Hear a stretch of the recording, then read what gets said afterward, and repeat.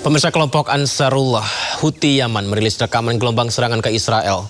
Sebelumnya Houthi mengumumkan membantu Iran terlibat dalam konfrontasi militer melawan Israel dan melarang kapal-kapal Israel melintasi Laut Merah.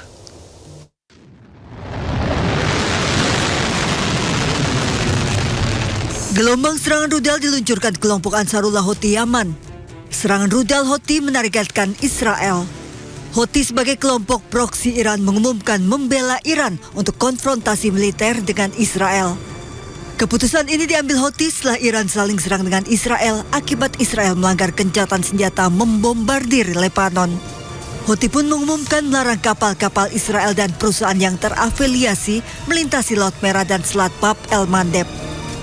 وفي هذا السياق تؤكد القوات المسلحة اليمنية على الآتي: أولاً، نعلن حظر الملاحة البحرية بشكل كامل وتام على العدو الإسرائيلي في البحر الأحمر، ونعتبر أن كل تحركات العدو أصبحت هدفاً عسكرياً لقواتنا المسلحة من لحظة إعلان هذا البيان. Kini Israel tidak hanya menghadapi serangan Iran namun juga digempur oleh proksi militer Iran Hizbullah di Lebanon dan Houthi di Yaman.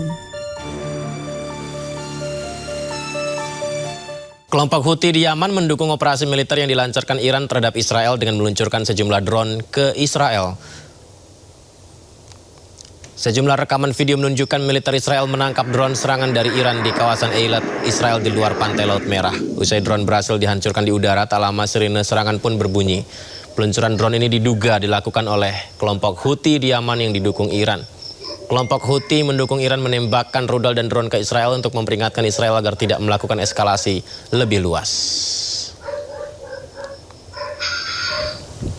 Sementara itu, sistem pertahanan udara Israel berhasil mencegat pesawat nirawak drone milik pejuang Houthi Yaman di langit Eilat, Israel Selatan. Sirine peringatan juga berbunyi saat terjadinya serangan drone yang dilancarkan pejuang Houthi Yaman. Pemirsa, kepolisian menggelar rekonstruksi dalam kasus kekerasan terhadap anak di daycare Little Aresa, Yogyakarta. Reka ulang nyaris diwarnai kericuhan saat para orang tua korban yang emosi mencoba memukul para tersangka yang didatangkan ke lokasi.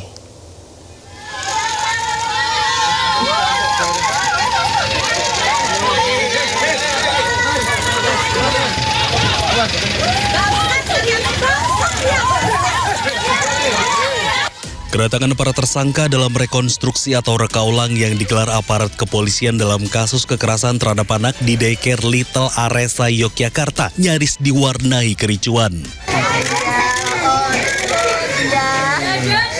Orang tua korban yang emosi mencoba menerobos pengawalan polisi, mencoba memukul para tersangka saat keluar dari mobil tahanan.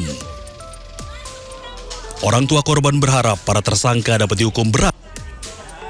Selain itu, para orang tua juga meminta 17 orang pengasuh lainnya juga ditetapkan sebagai tersangka. Ini harapan kami selaku orang tua dari para korban ini, berharap tersangka yang sudah hadir pada hari ini bisa dijerat hukum yang seberat-beratnya dan kami selaku orang tua bisa mendapatkan keadilan. Khususnya di anak-anak kami yang masih sampai hari ini masih proses pendampingan secara psikologis, baik secara perilaku maupun secara sikap, baik itu perbuatan mungkin dari sikap anak-anak kami yang masih dalam proses pemulihan. Sebelumnya, aparat kepolisian telah menetapkan 13 orang dalam kasus kekerasan terhadap anak daycare Little Aresa, Yogyakarta. Dari jumlah tersebut, 11 orang merupakan pengasuh dan 2 lainnya merupakan kepala sekolah dan ketua yayasan. Dari Yogyakarta, Gunarto Farhan, iNews melaporkan. Kita ke kasus lain, terdakwa kasus Chromebook Nadiem Makarim hari ini jalani sidang replik. JPU menilai nota pembelaan terdakwa memutarbalikkan fakta. Jaksa penuntut umum atau JPU tanggapi nota pembelaan terdakwa kasus Chromebook Nadiem Makarim dalam sidang replik yang digelar di Pengadilan Tipikor Jakarta. Pihak JPU menilai nota pembelaan terdakwa tidak mampu menggoyahkan fakta-fakta hukum yang telah terungkap terang benderang di persidangan. Nota pembelaan yang disampaikan terdakwa Nadiem dinilai JPU memutarbalikkan fakta melalui tafsiran ulang fakta agar seolah-olah Nadiem tidak bersalah. Terdakwa yang kami hormati, hadiri sidang yang kami muliakan. Pertama-tama, bahwa pledoi dari tim penasihat hukum patutlah ditolak. Kenapa harus ditolak? Karena dalil-dalil atau konstruksi pembelaan yang disampaikan oleh para penasihat hukum itu terlalu lemah bagi kami. Kenapa bagi kami menganggap itu terlalu lemah? Pertama, terkait mereka menyatakan bahwa Nadiem tidak ada mens rea. Sedangkan berdasarkan fakta di persidangan bahwa pada tanggal 6 Juni tahun 2020 dalam tanggal rapat 6 Juni itu 6 Mei tahun 2020 dalam rapat tertutup 8 orang itu Nadiem secara jelas menyampaikan bahwa untuk pengadaan digitalisasi kita akan menggunakan Chromebook dengan mengatakan go ahead with Chromebook. Usai menjalani sidang replik, terdakwa kasus Chromebook Nadiem Makarim merasa sedih dan ada ketidakadilan. Nadiem mengatakan semua kebenaran yang disampaikan lewat fakta persidangan diabaikan. Saya sebagai orang awam ini merasa sidang itu kan harusnya tempat untuk mencari kebenaran. Harusnya kalau kita sudah menyediakan fakta, sesuatu sudah terbukti, harusnya dari kejaksaan malah mau menerima atau kalau tidak menerima menyodorkan bukti tandingan, bukti yang ada. Tapi sampai saat ini tidak terjadi itu. Dan replik ini seolah-olah 5 bulan sidang itu tidak terjadi. Jadi semua fakta-fakta yang sudah dibuktikan dalam persidangan sudah dijawab, itu diabaikan saja lalu dilanjutkan. Dan seperti yang Bang Zaid tadi bilang, malah lebih daripada mengabaikan bukti, narasinya berubah dari dakwaan. Jadi narasi yang tadi replik itu bukan narasi awal, sehingga sekarang ceritanya adalah mengenai white collar crime. Komisi Pemberantasan Korupsi tetapkan 4 tersangka dari hasil operasi tangkap tangan di Kabupaten Muara Enim, Sumatera Selatan. Penetapan tersangka berdasarkan gelar perkara yang dilakukan oleh KPK.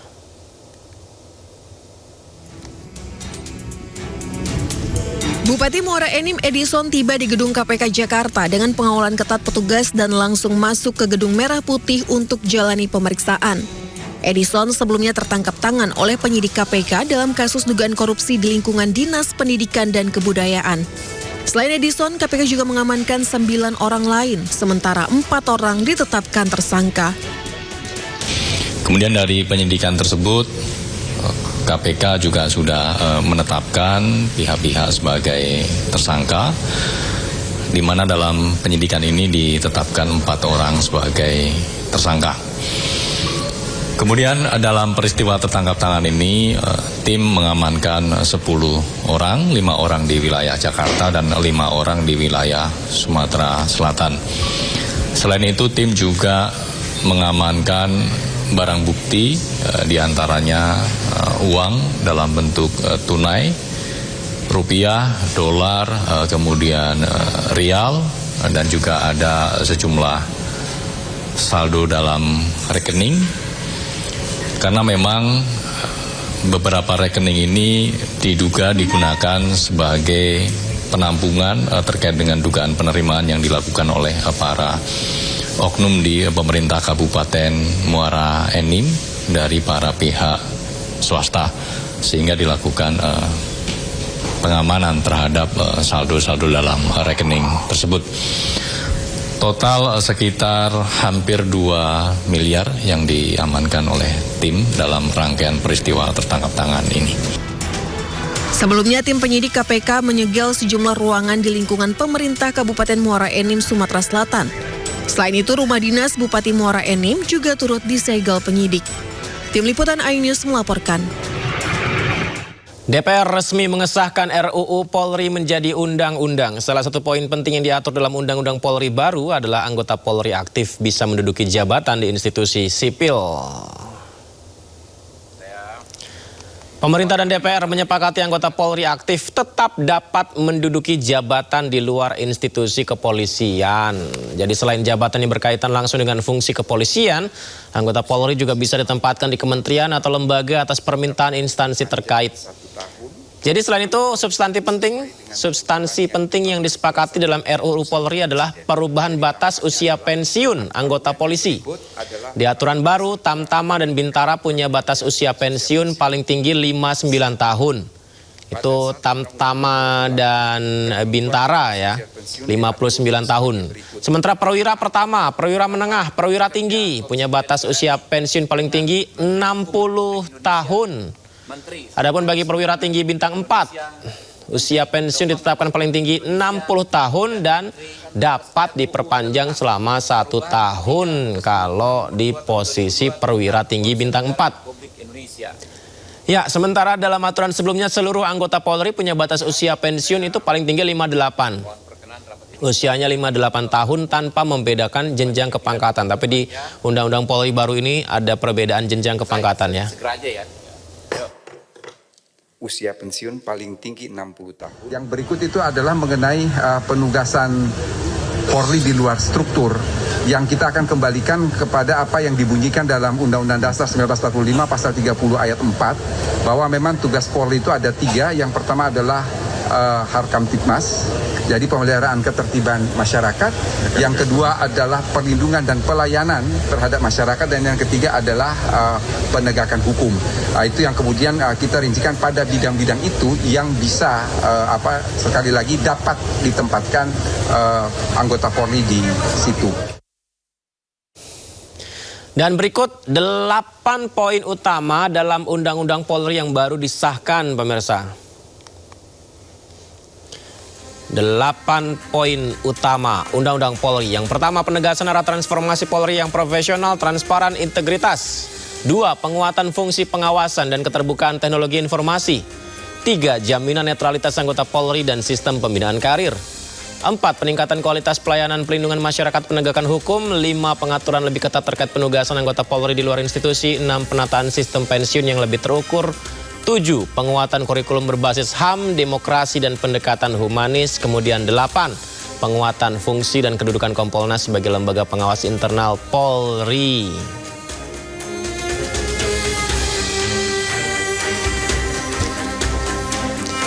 Nah, dari 8 poin tadi, pemirsa, ada 4 poin yang disoroti yang baru disahkan di Undang-Undang Polri ini ya.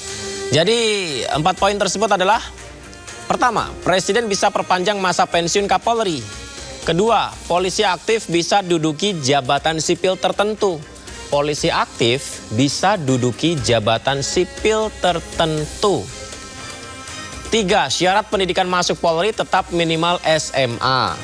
Kemudian yang keempat, penguatan Kompolnas.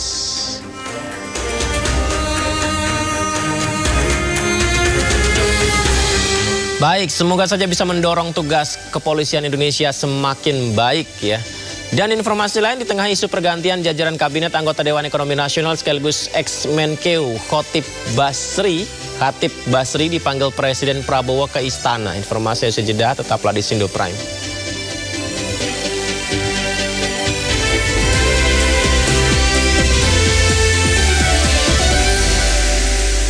Presiden Prabowo Subianto memanggil anggota Dewan Ekonomi Nasional Khatib Basri ke Istana Kepresidenan Jakarta Selasa sore. Jadi sore hari tadi, pemirsa, sekitar pukul 15.30 waktu Indonesia Barat. Jadi ini adalah Khatib Basri, Menteri Keuangan periode 2013-2014. Datang di Kompleks Istana. Kehadiran Khatib Basri menyita perhatian lantaran beberapa waktu terakhir namanya santer disebut sebagai kandidat yang masuk dalam Kabinet Merah Putih. Terlebih Khatib diisukan masuk bursa calon Menteri Keuangan menggantikan Purbaya Yudisadewa. Nama Bapak Santer akan masuk jadi iya kabinet itu, bursa kabinet. Tanggapannya Pak gimana Pak? Nggak tahu. Awas jatuh Pak. Dia Pak kalau minta Pak. Itu pulang dipercepat ke Indonesia emang ada kaitannya sama itu Pak? Ini berarti nanti pertemuannya sendiri atau bareng Pak Luhut juga Pak Khatib? Sama Pak Luhut bareng. Bukan empat mata. Lagi libur sekolah empat mata. Yang membahas ekonomi juga kan pemerintah itu. Pelemahan rupiah atau diminta masukan? Wakil Ketua DPR RI Sufmi Dasko memanggil jajaran petinggi bank milik negara Himbara bersama pemerintah. Pertemuan ini untuk mengetahui dan mengevaluasi situasi perbankan saat ini. DPR panggil petinggi Bank Himbara. Pemirsa, dari penjelasan para petinggi bank-bank Himbara, situasi perbankan nasional saat ini terbilang baik sebenarnya. Jadi datanya ini, pertumbuhan kredit rata-rata di bank itu tumbuh di kisaran 20%. Dana pihak ketiga tumbuh 20 hingga 30%. Nah, dengan kondisi data yang disebutkan ini, kinerja Himbara sebenarnya cukup baik sehingga tidak perlu muncul kekhawatiran. berkoordinasi serta evaluasi terhadap situasi pada saat ini berkaitan dengan situasi perbankan di tanah air, di mana kami sudah kemudian mendapatkan informasi dari teman-teman. Di sebelah saya ada Pak Putrama selaku Ketua Himbara, kemudian ada Pak Ridwan dari Bank Mandiri, sebelah kiri ada Pak Eri Gunadi sebagai Ketua Perbankan Nasional. Kita kemudian tadi banyak bertukar pikiran mengenai situasi baik dari Himbara maupun Perbankan Nasional pada saat ini, yang berdasarkan hasil diskusi perkembangannya. OJK juga mencatat utang masyarakat Indonesia di layanan pinjaman online mencapai 102 triliun rupiah lebih per April 2026. Meski terus bertumbuh, tingkat resiko kredit macet industri pinjol di level 4,62%.